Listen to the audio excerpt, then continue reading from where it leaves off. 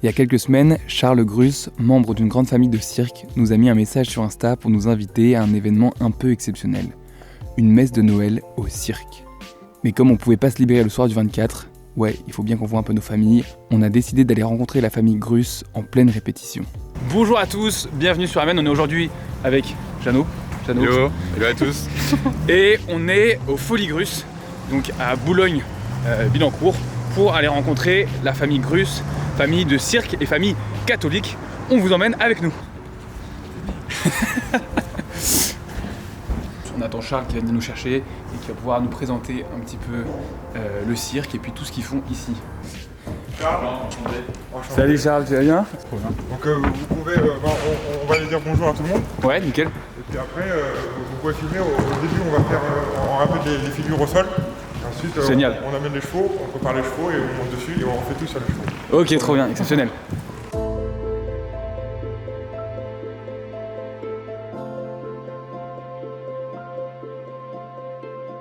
Bonjour, je m'appelle Charles Grus, je suis le petit-fils d'Alexis Grus, grand cavalier émérite. Et puis je fais partie d'une belle famille, on a un héritage équestre qu'on se retransmet depuis 6 générations maintenant. Et on est une famille chrétienne et on est très fiers d'être invités sur votre chaîne.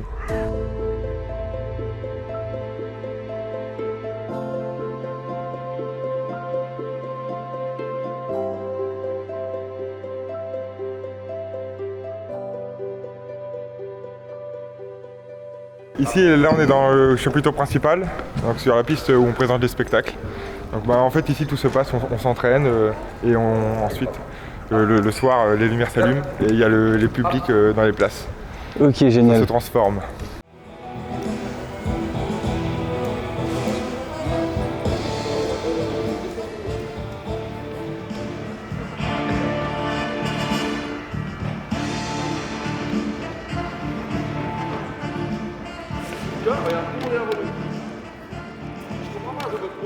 L'arrière-grand-père d'Alexis Grus, qui s'appelait André Charles Grus, était tailleur de pierre en Alsace. Et un jour, dans son domaine, il a accueilli un cirque itinérant pour l'hiver, parce qu'à l'époque, les cirques ne tournaient pas en hiver, parce qu'ils étaient avec les roulottes et tout ça, et c'était encore avec les chevaux à l'époque. Et donc il les a accueillis pour l'hiver, et pendant ce temps-là, il est tombé amoureux de l'écuyère. Et au moment de repartir sur les routes au printemps, lui, il a tout quitté pour partir avec ce cirque. Donc c'est comme ça que le premier Grus a commencé, parce qu'il est tombé amoureux d'une écuyère italienne.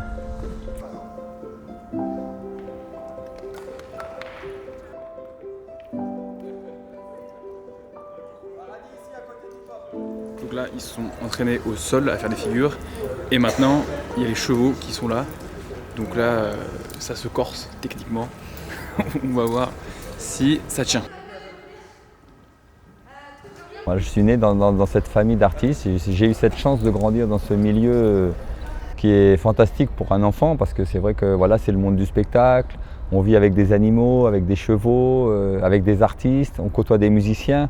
Et donc forcément, je trouve que la fibre artistique a beaucoup plus de chances de se développer quand on grandit dans ce milieu-là.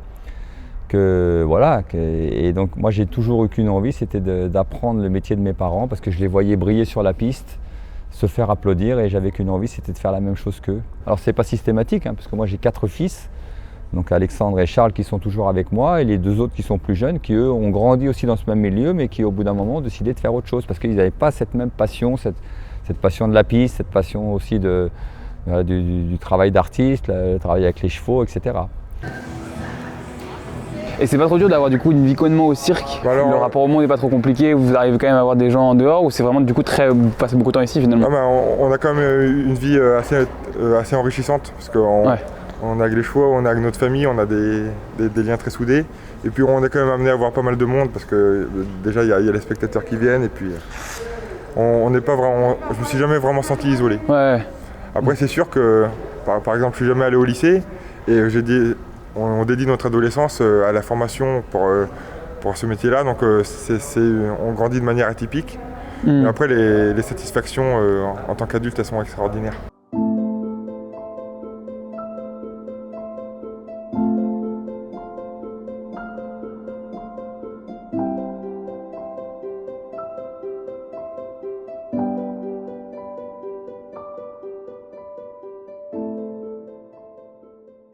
Bienvenue aux écuries de la compagnie Alexis Grüss. Donc on a 50 chevaux. On a plusieurs races différentes. C'est vraiment ils font partie de la famille.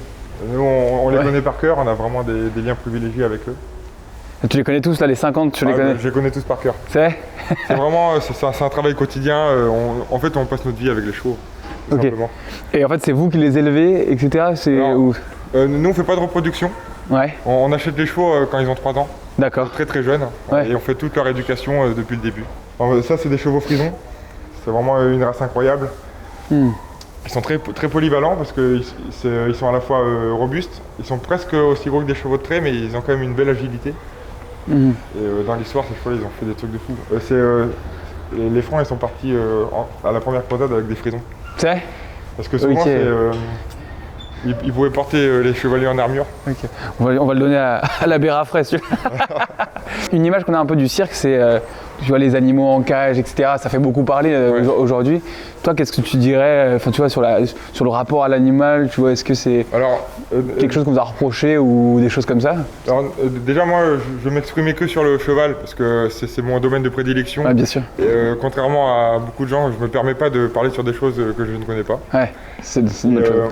Nous, on a la chance en France d'avoir une très belle culture du cheval. Et le cheval, c'est le plus grand compagnon de l'homme depuis toute l'humanité. Il a fait partie intégrante de la civilisation. Ça fait à peine 150 ans que le cheval n'est plus là, mais avant, il était omniprésent dans la société. Que ce soit dans l'agriculture, les transports, la guerre aussi, malheureusement. Le cheval a suivi l'homme dans toutes ses conquêtes, toutes ses folies aussi. Donc le rapport entre le cheval et l'humain, c'est extraordinaire. On organise notre installation aussi en fonction du confort du cheval. Il y a 80 mètres d'écurie, les box ils sont très très grands.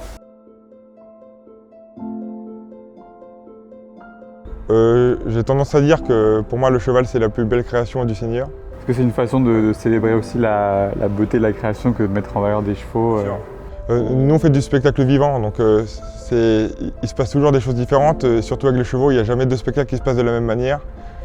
Donc la beauté elle est aussi dans les imperfections. C'est aussi je pense comme ça que Dieu a imaginé sa création.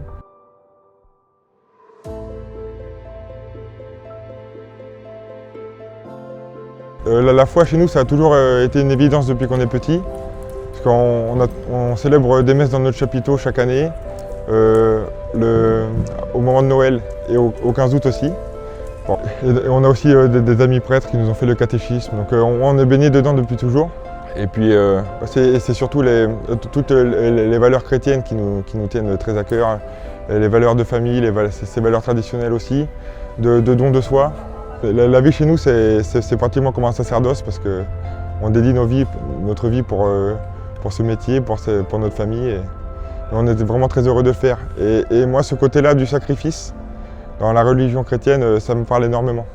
Alors tu portes une croix avec toi, c'est une croix que tu as tous les jours, tout le temps? Ma croix ne me quitte jamais. Et tous les membres de ma famille ont toujours leur croix. Et même pendant le spectacle, en dessous le costume, elle est présente. Et c'est important pour toi de l'avoir toujours pour toi? C'est indispensable. Quel sens tu donnerais, quel sens chrétien tu donnerais à ton travail? Quelque chose qui me vient en tête régulièrement, c'est dans la Genèse, Dieu créa cela et il vit que cela était beau. Et nous, on se fait un peu les spectacles dans ce même état d'esprit. On va chercher le beau, on va chercher la perfection pour ravir le public et pour vraiment partager des émotions et partager aussi de l'amour. Parce que nous, ce qu'on aime dans notre métier, c'est quand à la fin du spectacle, les gens nous applaudissent et surtout nous disent merci. Ouais, je pense souvent à l'état d'esprit que devaient avoir les bâtisseurs de cathédrales. C'est cette foi qui te pousse à faire des belles choses, à te dépasser, à embellir le monde. Et je pense que c'est dans cet esprit-là qu'on vit chez nous. Je prie pour ma famille tous les matins. Je demande au Seigneur de bénir chaque membre de ma famille. Comme dit Jésus dans l'évangile de Jean, la plus belle preuve d'amour, c'est de donner sa vie pour ceux qu'on aime.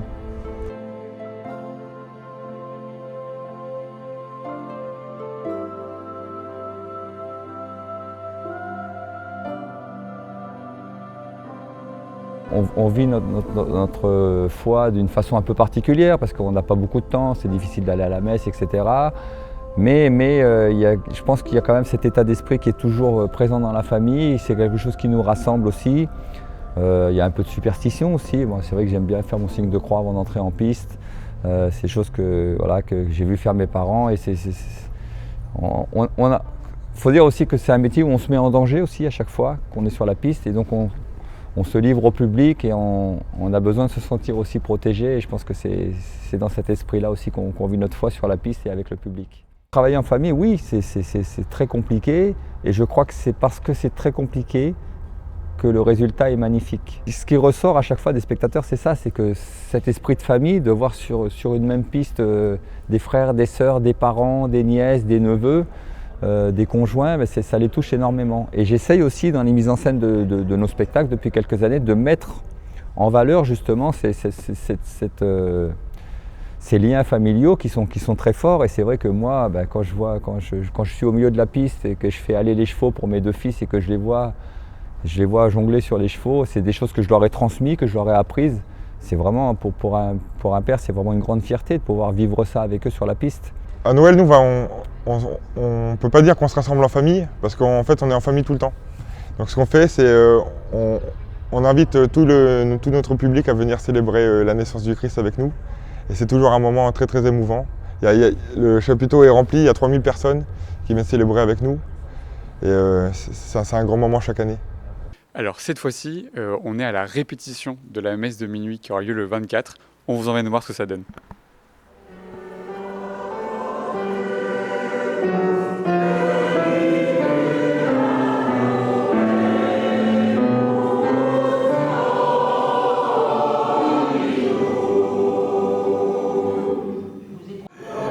Ça fait longtemps que je suis impliqué, que je connais les Grusses, et cette messe de minuit, c'est un bon moment qui permet de rassembler des gens qui viennent de Paris, mais aussi de banlieue, voire même de province.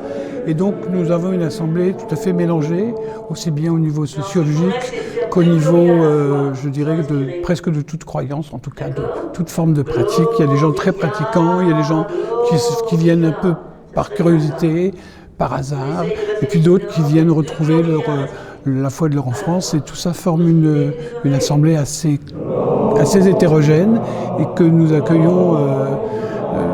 C'est un peu les mages et les bergers mélangés avant l'heure. Voilà. C'est une messe de famille au départ. Les artistes qui sortaient de piste ne trouvaient plus de messe de minuit à minuit, il n'y en avait plus, c'était fini. Donc au départ, j'ai trouvé des aumôniers qui sont venus, des prêtres amis qui sont venus dire la messe. Et puis cette messe qui réunissait 50 personnes, 60 personnes est devenue une messe où il y a 2500 personnes venues de tout Paris. J'ajoute que les évêques qui viennent d'année en année sont toujours étonnés et ravis parce que c'est une façon de trouver un peuple très différent, très varié et de mener une évangélisation finalement très, très large, parce que, encore une fois, les gens sont là et ont besoin d'un message fort, du message de paix et d'amour, de l'espérance de Noël. La quête de cette messe et les prières aussi iront spécialement aux chrétiens de Terre Sainte et en particulier à l'église de la Sainte Famille de Gaza. Les Grusses, c'est une famille unique. Une famille unie autour d'une passion. Une famille qui partage des valeurs fortes et veut les transmettre à son public. En les rencontrant, on a découvert un univers qu'on connaissait mal. On y a senti une foi simple et profonde, superstitieuse parfois, mais qui se partage à travers la beauté d'un spectacle, dans le travail et la persévérance des répétitions, dans la transmission au fil des générations.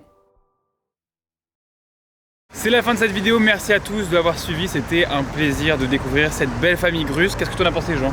La famille est vraiment incroyable, leur spectacle est oufissime et ils sont vraiment hyper édifiants, hyper impressionnants. Ouais, un beau témoignage de foi, donc n'hésitez pas à aller les soutenir, à aller à la messe de minuit des Folies Grusses un jour ou l'autre. Et puis nous, on vous dit à très bientôt sur la Maine et que la paix soit avec vous.